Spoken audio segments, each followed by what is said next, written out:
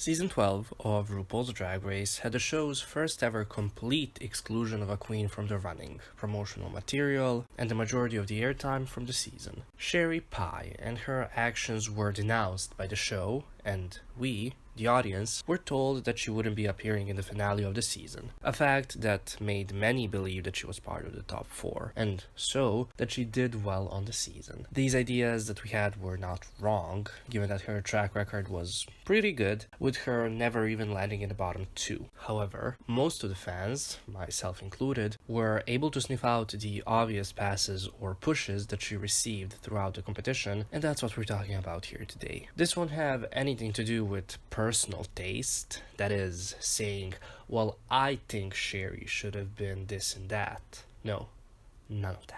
What makes this video a little tricky is the fact that Sherry was edited out from a lot of the season, and sometimes her critiques were either completely cut or cut down to maybe a minute long. So comparing the inconsistencies in judging will be a little hard, but not impossible. When we finish going through all of the episodes, I will tell you my theory on why she was favored. In her first competitive episode, Sherry was in the top 2 alongside Jada Essence Hall, and from the get-go, the fans were up in arms with Sherry's placements, showing clear bias against her, which was to be expected, of course. However, nothing really in this episode geared towards the favoritism of Sherry. The critiques seemed pretty on point, but this is just the beginning.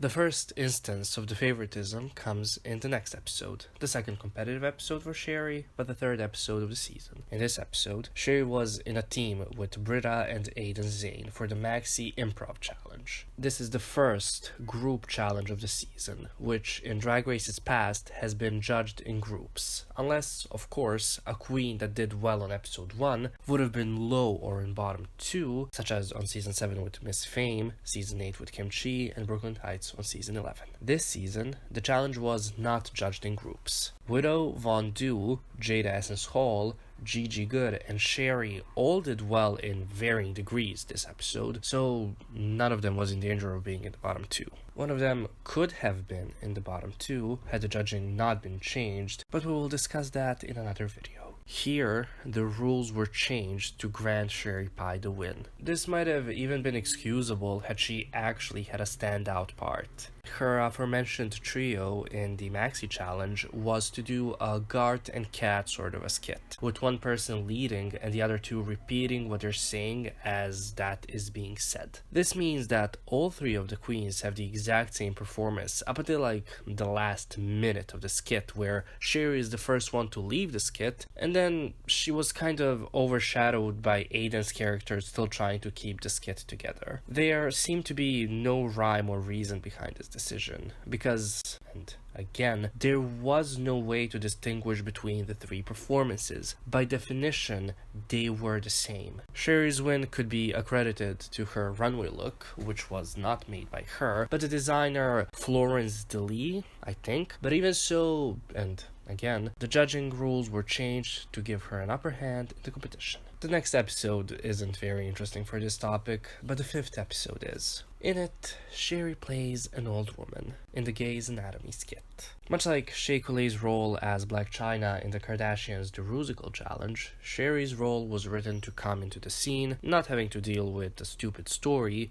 pull the focus, and be the winning role. Please don't be stupid in the comments and say that I'm comparing Shea Coulee to Sherry Pie. I'm comparing the writing of the roles that they played. To no surprise to anyone who's ever watched Drag Race before, Sherry picked up her second win this episode, and on the runway, she dressed up as Elvis. This episode started a trend of Sherry either presenting herself as an old person or emulating an older style. I don't know if she did this intentionally or not, but given that the host of the show is an almost 60-year-old man that adores everything old and gets his kicks from putting down younger queens and calling them stupid, Aja and All Stars comes to mind, there was no denying that it wouldn't have led to praise from Rue and Michelle. Episode 6, the Snatch Game episode, is when Sherry gets offensive. Her Snatch Game character was old Katharine Hepburn, so not just an old woman, but an old woman from an older period of time. You might think that she isn't that old of a reference, but she died 17 years ago. A huge chunk of Drag Race's audience did not coexist with this woman. Mind you,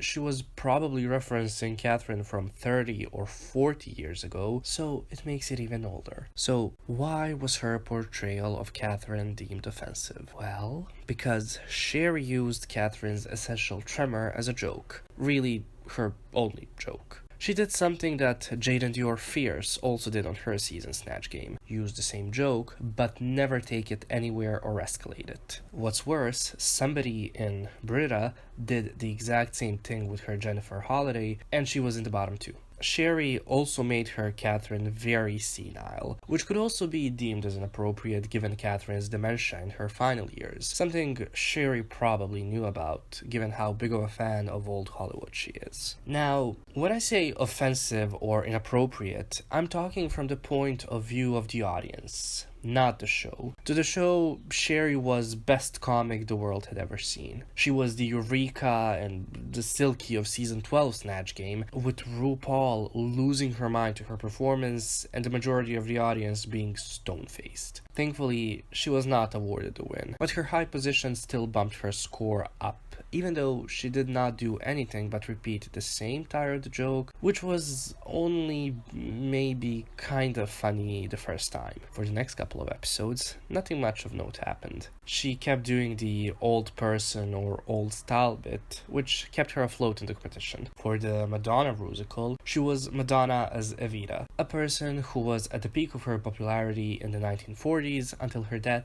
in 1952. And then she decided to wear Michelle's look from All Stars 3's Kitty Girl performance, in which she looked like a grandma. She was really a non-factor in the 8th episode, even though she was kinda the only queen that answered the main challenge's criteria of promoting a product that's literally nothing, but rich people should buy it to show their status and wealth. Or, in short, they were there to parody Gwyneth's Goop. Then she recycled her old jokes in the political debate challenge and was confusingly shown as someone that we should not like by the producers and editors, whereas the judges were losing their mind over her for reasons yet to be discovered.